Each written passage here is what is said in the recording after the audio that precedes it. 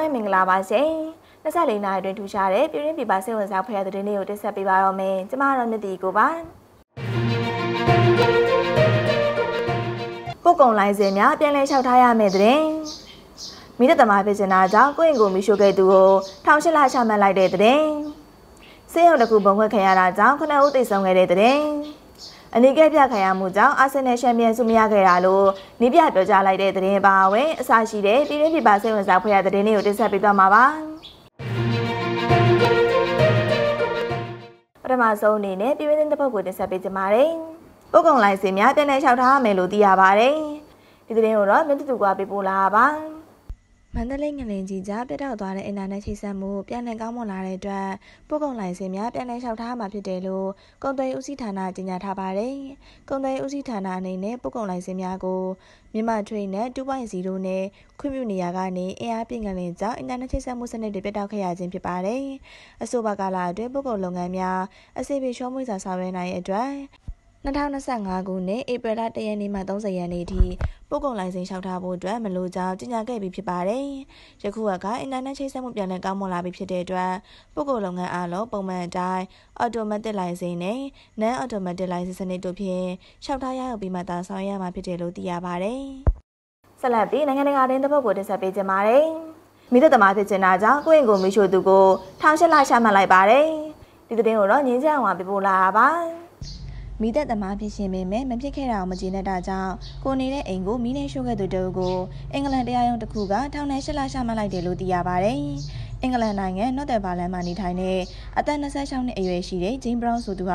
ာမိသက်ဌာနကိုလျှက်စစ်ဝါယာတွေရှော့ဖြစ်တယ်ဆိုပြီးသူနေထိုင်တဲ့အိမ်မီလောင်နေရလို့မိသက်ဌာနကိုအကြောင်းကြားလို့တွားရောက်ငြိမ်သက်ခဲ့ရပြီးနောက်ထပ်မိနစ်90ကြာမှအလားတူအကြောင်းကြားလာတာကြောင့်မိသက်ဌာနဘက်ကထပ်မံတွားရောက်ငြိမ်သက်ခဲ့ရတာဖြစ်ပါတယ်။ဖြစ်စဉ်တစ်ခုလုံးကိုတုံးသက်တဲ့အခါမတင်ငါဖွယ်ရအနေထားဖြစ်လို့စစ်ဆေးခဲ့ရမှာဂျိမ်းဘရောင်းဟာကိုယ့်အိမ်ကိုမိနဲ့ရှို့ခဲ့တာဖြစ်တယ်လို့တွေ့ရှိခဲ့လို့ရဲတပ်ဖွဲ့ကအမှုဖွင့်စစ်ဆေးခဲ့တာပဲဖြစ်ပါတယ်။စစ်ဆေးမှုတွေပြုလုပ်ရမှာဂျိမ်းဘရောင်းဟာတနေ့အတွင်းမှာမိသက်ဌာနကိုအကြိမ်80ကျော်ဖုံးဆက်ခဲ့ဘူးလို့တွေ့ရှိခဲ့ရပါတယ်။ဂျိမ်းဘရောင်းကမိသက်သမားဖြစ်ရှင်လို့အကြိမ်ကြိမ်စူးစမ်းရမှာမအောင်မြင်လို့မိသက်သမားတွေမိတွေကိုဘလို့နှိမ့်တက်လဲဆိုတာသိချင်လို့ကိုယ့်အိမ်ကိုမိနဲ့ရှို့ခဲ့တာဖြစ်တယ်လို့ဝန်ခံခဲ့ရလို့သိရပါတယ်။နောက်ထပ်နိုင်ငံတကာသတင်းတစ်ပုဒ်ကိုတင်ဆက်ပေးကြပါမယ်။စစ်ရုံတစ်ခုဘုံခွဲခံရတာကြောင့်9ဦးသေဆုံးခဲ့ပါတယ်။ဒီသတင်းကိုတော့ငင်းချအောင်ပြပို့လာပ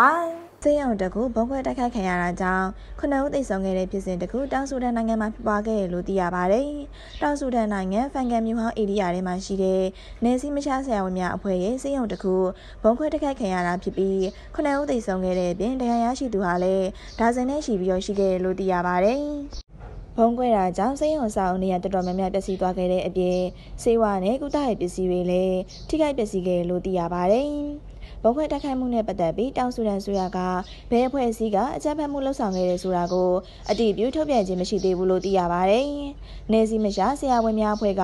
သတင်းထုတ်ပြန်ခဲ့ရမှာစစ်ဖြစ်နေတဲ့တောင်ဆူဒန်နိုင်ငံအတွက်အမှန်တကယ်လိုအပ်နေတဲ့စီးပွားကုသရေးလုပ်ငန်းတွေလှုပ်ဆောင်နေတဲ့နေရာကိုဘုံခွဲတိုက်ခိုက်ခဲ့တာဟာကြီးမားတဲ့ရာဇဝတ်မှုကျူးလွန်တာဖြစ်ပြီးဘုံခွဲတိုက်ခိုက်မှုမခံရခင်ကလည်းရဟတ်ယာဉ်နဲ့ပစ်ခတ်တိုက်ခိုက်တာလက်ကျန်ခံခဲ့ရတယ်လို့ထုတ်ပြန်ချက်ထဲမှာလည်းပါရှိခဲ့ပါတယ်။နောက်ထပ်အားကစားတဲ့တစ်ပုဒ်ကိုလည်းလက်ခံရရှိထားပါသေးတယ်။အနီးကပ်ပြခံရမှုကြောင့်အာဆင်နယ်ချန်ပီယံဆုမရခဲ့လို့နီးပြပြောကြားလိုက်ပါတယ်။ဒီသတင်းကိုတော့ငင်းချအောင်ပြပို့လာပါ။အာဆင်နယ်နီးပြအာဒီတာကဒီနှစ်ဘောလုံးရာသီမှာအသင်းဟာပရီးမီးယားလိချန်ပီယံဆုရယူနိုင်တဲ့အကောင်းဆုံးရှိစမှုပါဆိုင်ခဲ့ပေမဲ့အငင်းပွားဖွယ်ရာအနေထားနဲ့ပြသခံခဲ့ရတဲ့အနီးကပ်တွေကြောင့်ပရီးမီးယားလိချန်ပီယံဆုနဲ့လွှဲလျှော့ခဲ့တာဖြစ်တယ်လို့ပြောကြားခဲ့ပါတယ်။အာဆင်နယ်ဟာဒီနှစ်ဘောလုံးရာသီပရီးမီးယားလိပြိုင်ပွဲမှာအနီးကပ်9ကပ်အထိအပြခံရပြီး Ipswich အသင်းနဲ့အတူပရီးမီးယားလိအသင်းတွေထဲမှာအနီးကပ်အပြခံရဆုံးအသင်းဖြစ်ခဲ့ပါတယ်။2024ခုနှစ်ဩဂတ်လတုန်းက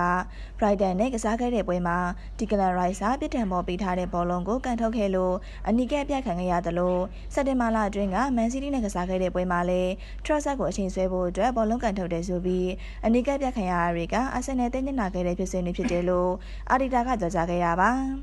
အာဆင်နယ်ဟာအင်ကွေးမှာဘုံမောက်ကို2-1နဲ့ရှုံးနိမ့်သွားတာကြောင့်ချန်ပီယံလိဝင်ခွင့်ရဖို့အတွက်လက်ကျန်ပွဲစဉ်တွေမှာရုန်းကန်ရမယ့်အနေအထားကိုရောက်သွားခဲ့ရလို့သိရပါတယ်။အခုတင်ဆက်ပေးခဲ့တာတွေကတော့မြန်မာရှယ်ရဲ့24နာရီနေ့ကသတင်းတွေပဲဖြစ်ပါတယ်။ကြည့်ရှုအားပေးကြပရိသတ်များအားလုံးကျန်းမာရှင်လန်းကြပါစေလို့ဆုမွန်ကောင်းတောင်းလိုက်ပါတယ်ရှင်။